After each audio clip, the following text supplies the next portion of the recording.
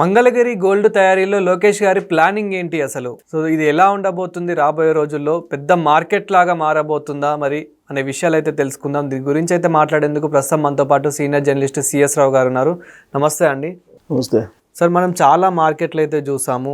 అంటే ఒక దగ్గర మనం ఒక ఆబ్జెక్టివ్ మార్కెట్ ఇలా చాలా ఉంటుంది. ఇప్పుడు ఒక దగ్గర కార్ మార్కెట్ అని ఇలా మనకి అక్కడ ప్లేస్లు అన్నీ అలానే ఉంటాయి. ఇప్పుడు మంగళగిరిలో కూడా అలానే గోల్డ్ మార్కెట్ అని రాబోతుందా?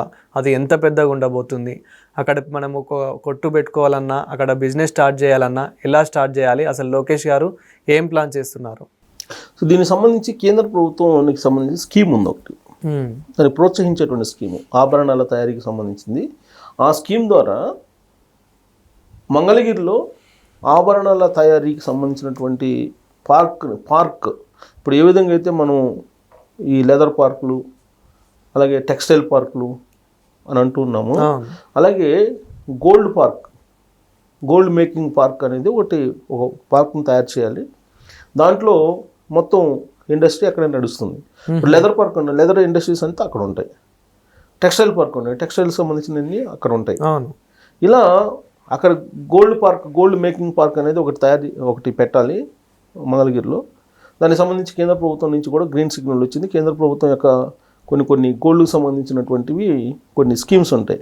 ఆ స్కీమ్స్ అన్నీ ఇక్కడే ఇంప్లిమెంట్ అయ్యేలాగా, తర్వాత అక్కడ జ్యువెలరీస్ తయారీని, ఆ తయారీ కేంద్రాన్ని మంగళగిరిలోనే పెట్టాలి ఈ గోల్డ్ పార్క్ పెట్టడం ద్వారా అనేది లోకేష్ గారి యొక్క ఆలోచన. దానికి సంబంధించి నిపుణులతో ఆయన సమావేశం అయ్యారు. దానికి సంబంధించిన ప్రపోజల్స్ కానీ, వీటికి సంబంధించిన బ్లూ ప్రింట్ కానీ అన్నీ తయారయ్యాయి. మంగళగిరిని ఒక పైలట్ ప్రాజెక్ట్ మోడల్ కింద తీసుకుంటున్నారు అన్నిటికీ. స్కిల్ ఆడిట్ అనేది చేశారు అక్కడ. స్కిల్ ఆడిట్ అనేది ఒక వినూత్నమైనటువంటి ప్రక్రియ. ఎందుకంటే ఆ నియోజకవర్గంలో ఉండేటువంటి ప్రజలకు సంబంధించిన ఇన్ఫర్మేషన్ మొత్తం ప్రత్యేకమైనటువంటి యాప్లో వాళ్ళు నమోదు చేస్తున్నారు. ఈ యాప్లో ఎలా నమోదు చేస్తున్నారంటే ఒక ఇంటికి వెళ్ళి ఏ విధంగా అయితే జనాభా లెక్కలు తీసుకుంటారో అదే తరహాలో వాళ్ళ వివరాలు కనుక్కొని వాళ్ళు ఏం చదువుకున్నారు, వాళ్ళలో ఉండేటువంటి టాలెంట్ ఏంటి, దేనికి పనికి వస్తారు, ఏ ఇండస్ట్రీకి పనికి వస్తారు వాళ్ళు, ఇవన్నీ కూడా స్కిల్ ఆడిట్ కింద వస్తాయి. స్కిల్ ఆడిట్ చేసి అక్కడ ఉండేటువంటి యువతకి నిరుద్యోగం లేకుండా ఏదో ఒక రకమైన ఉపాధి కల్పించాలి అనేటువంటి ఆలోచన ఆయన చేస్తున్నారు. మంగళగిరికి వచ్చేటప్పటికి ఎక్కువ చేనేతలు ఉంటారు అక్కడ, అలాగే గోల్డ్ స్మిత్లు ఉంటారు మంగళగిరిలో. దాన్ని మరింత అభివృద్ధి చేయాలి అనేటువంటి ఆలోచన ఆయన చేస్తున్నారు. బ్రాహ్మణి గారు కూడా కొన్ని సందర్భాలు అక్కడికి వెళ్ళి ఎలక్షన్ టైంలో ఆ చేనేతలకు సంబంధించిన సమస్యలు కానీ, గోల్డ్ స్మిత్కి సంబంధించినటువంటి కొన్ని సమస్యలు కానీ ఇవన్నీ స్టడీ చేశారు. ఒకవైపు ఎన్టీఆర్ ట్రస్ట్ ద్వారా కొన్ని సహాయ కార్యక్రమాలు అక్కడ చేస్తున్నారు. ఇంకొక వైపు కేంద్ర ప్రభుత్వం నుంచి వచ్చేటువంటి స్కీమ్స్ ఏవైతే ఉన్నాయో ఆ స్కీమ్స్ అన్నింటినీ ఇంప్లిమెంట్ చేస్తున్నారు. మరోవైపు యువతకి వాళ్ళ టాలెంట్కి తగినటువంటి ఇండస్ట్రీస్ని అక్కడ తీసుకొచ్చే ప్రయత్నం చేస్తున్నారు. దాంట్లో భాగంగా ఇప్పుడు జ్యువెలరీ సంబంధించిన జ్యువెలరీ మేకింగ్ పార్క్ ఒకటి అక్కడ తీసుకురావడానికి ప్రయత్నం చేస్తున్నారు. అక్కడ ఉండేటువంటి యువత ఎవరు ఖాళీగా ఉండడానికి లేదు, అందరూ ఏదో ఒక రకంగా ఉపాధి పొందాలి అనేది ఆయన ఆలోచన. ఇప్పుడు ఆయన మానవ వనరులు, ఎలక్ట్రానిక్స్, ఐటీ శాఖ మంత్రిగా ఉన్నారు. ఇప్పుడు ఆయన ఒకవైపు డ్రోన్స్, ఆర్టిఫిషియల్ ఇంటెలిజెన్స్ అంటున్నారు. దానికి సంబంధించి కూడా రివ్యూ చేస్తున్నారు. ఇండస్ట్రియలిస్టులు ఎవరైనా వస్తే కనుక ఆయన ఆహ్వానిస్తున్నారు.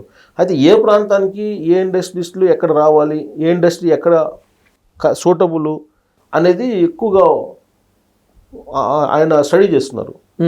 అందుకే స్కిల్ ఆడిట్ అనే పనికి వస్తుంది. మంగళగిరిలో సక్సెస్ఫుల్గా స్కిల్ ఆడిట్ చేశారు. ఆంధ్రప్రదేశ్ మొత్తం కూడా ఇట్లానే స్కిల్ ఆడిట్ చేసి ఎక్కడెక్కడ ఎవరెవరు నిష్ణాతులు ఉన్నారు, ఎక్స్పర్ట్స్ ఉన్నారు, అక్కడ ఉన్నటువంటి వనరులు ఏంటి, ఆ వనరులో తగినటువంటి ఇండస్ట్రీస్ ఏమున్నాయి, ఆ ఇండస్ట్రీస్ని ఐడెంటిఫై చేసి అక్కడ పెట్టించాలండి. ఇప్పుడు ఈ గోల్డ్ మేకింగ్ దాంట్లో టాప్ 20 కంపెనీస్ని తీసుకొచ్చి అక్కడ ఇన్స్టాల్ చేయాలనేది ఆయన ప్లాన్. ఓకే, టాప్ 20 కంపెనీలు ఐడెంటిఫై చేసి అక్కడ తీసుకొచ్చి ఆ కంపెనీలని ఇన్స్టాల్ చేయడంతో పాటు ఇక్కడ గోల్డ్ స్మిత్స్ ఉన్నారు, ఆభరణాలు తయారు చేసేటువంటి టాలెంట్ పీపుల్ అక్కడ ఉన్నారు. వాళ్ళకి మార్కెటింగ్ కానీ లేదంటే ఉపాధి అవకాశాలు కల్పించేటువంటి విధంగా ఏర్పాట్లు చేస్తున్నారు. జనరల్గా మనకి గోల్డ్ స్మిత్ చూస్తే కనుక వాళ్ళ ఇళ్లలోనే కొంతమంది తయారు చేసుకుంటూ ఉంటారు. వాళ్ళకి బల్క్ ఆర్డర్స్ రావు. ఎవరైనా వచ్చి వాళ్ళు నమ్మకమైన వాళ్ళు వచ్చి ఇస్తే తప్ప మామూలుగా అయితే బల్క్ ఆర్డర్ రావు. గోల్డ్ విషయంలో బాగా తెలుసుంటేనే ఆభరణాలు తయారు చేయడానికి ఇస్తారు.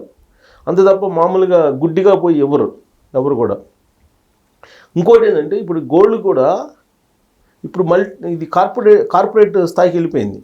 ఇప్పుడు మనకి లలిత జ్యువెలరీస్ అని రకరకాలు ఉన్నాయి కదా. ఈ గోల్డ్ ఈ జ్యువెలరీస్కి వెళ్ళిపోయినప్పుడు వాళ్ళు ఏం చేస్తున్నారు, తరుగు లేకుండా మీకు బంగారం ఇస్తామని చెప్పి చెబుతున్నారు. పైగా ఒక ఆభరణం కొంటే కనుక ఈ ఆభరణాన్ని ఎప్పుడైనా రిటర్నింగ్ చేసి మళ్ళీ దానికి తగ్గ సమానమైన ఆభరణం ఇంకో దాన్ని ఎక్స్చేంజ్ రూపంలో తీసుకోవచ్చు. ఇలాంటి ఆఫర్స్ ఇస్తున్నారు. అంటే ఇప్పుడు గోల్డ్ స్మిత్స్ నుంచి కార్పొరేట్కి వెళ్ళిపోయింది ఇది. ఓకే.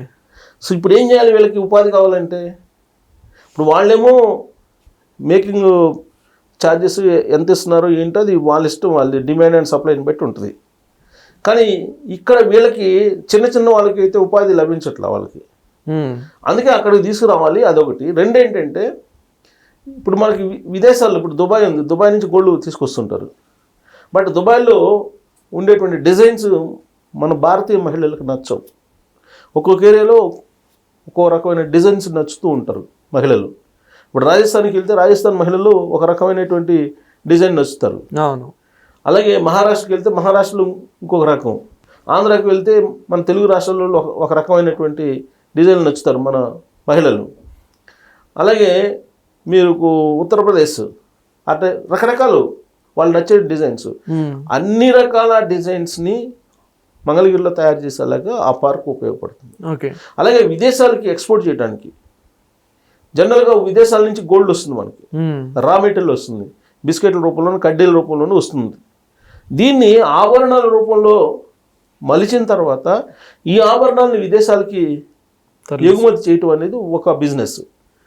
ఆ స్థాయికి అక్కడ ఉండేటువంటి వాళ్ళని తీసుకెళ్ళాలి అనేది ఆయన యొక్క ఆలోచన. అందుకే ఇప్పుడు అక్కడ ఈ పార్క్ని ఏర్పాటు చేస్తే ఆ టైప్ ఆఫ్ వెసలుబాట్లన్నీ వస్తాయి. అక్కడ ఉండేటువంటి నైపుణ్యం కలిగినటువంటి గోల్డ్ స్మిత్స్కి డిమాండ్ కూడా పెరుగుతుంది, ఆదాయ మార్గాలు పెరుగుతాయి, ప్రత్యక్షంగా పెరుగుతాయి, పరోక్షంగా కూడా ఉపాధి అవకాశాలు లభించేటువంటి అవకాశం ఉంది. ఓవరాల్గా ఏంటంటే వరల్డ్ క్లాస్ ఆభరణాలన్నీ అక్కడే తయారయ్యేలాగా ఈ పార్క్ని డిజైన్ చేయడానికి ఆయన ప్లాన్ చేస్తున్నారు. దానికి సంబంధించి నెగోషియేషన్స్ కేంద్ర ప్రభుత్వంతో కూడా చేస్తున్నారు. కేంద్ర ప్రభుత్వం కూడా దానికి గ్రీన్ సిగ్నల్ ఇచ్చినట్టు తెలుస్తుంది. స్కిల్ ఆడిట్ చేసిన వాళ్ళు ఎవరైతే ఉన్నారో యూత్, వాళ్ళు చాలామంది ఏంటంటే ఇప్పుడు ఐటీ వైపు ఇలా వెళ్ళిపోతున్నారు ఎక్కువ మంది. కానీ చదువుకొని కూడా దీంట్లో హై ఎండ్ నైపుణ్యం ఉంటుంది. వీటికి కూడా ప్రత్యేకమైన కోర్సులు ఉంటాయి ఆభరణాలకు సంబంధించి కూడా. అలాంటి యువకులను కూడా వాళ్ళని ప్రొఫెషనల్గా ఇప్పుడు జనరల్గా ఏంటంటే వారసత్వంగా వచ్చేటువంటి మనకి ఏమంటారంటే వాటిని చేతి వృత్తులు ఇలాంటివన్నీ కూడా వారసత్వంగా వస్తూ ఉంటాయి, చేతి వృత్తులన్నీ కూడా. కానీ ఆ వారసత్వంగా వచ్చేటువంటి కాస్త ఇప్పుడు కార్పొరేట్ అయిపోయినాయి. ఇప్పుడు సపోజ్ చెప్పులు కుట్టేది ఉందనుకోండి, ఇప్పుడు చెప్పులు కుట్టే వాళ్ళు ఎక్కడ కనిపించరు మనకి, కార్పొరేట్కి వెళ్ళిపోయింది.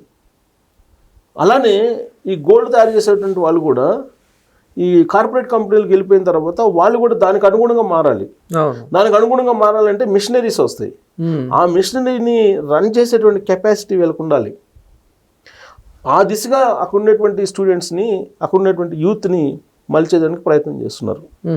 లేదంటే ఆ ఇండస్ట్రీస్ ఇప్పుడు ఆభరణాలు తయారు చేసేటువంటి మిషన్స్ ఉంటాయి కదా, ఆ మిషన్స్ని ఆపరేట్ ఎలా చేయాలి, ఆ మిషన్స్ని ఎక్కడి నుంచి తీసుకొచ్చుకోవాలి, ఇవన్నిటిలో తర్ఫీదు ఇస్తున్నారు. ఇప్పుడు అందుకే స్కిల్ ఆడిట్ అనేది అక్కడ చేశారు. స్కిల్ ఆడిట్ చేసిన తర్వాత ఎవరెవరు ఏంటి అనేది ఒక క్లారిటీ వచ్చింది.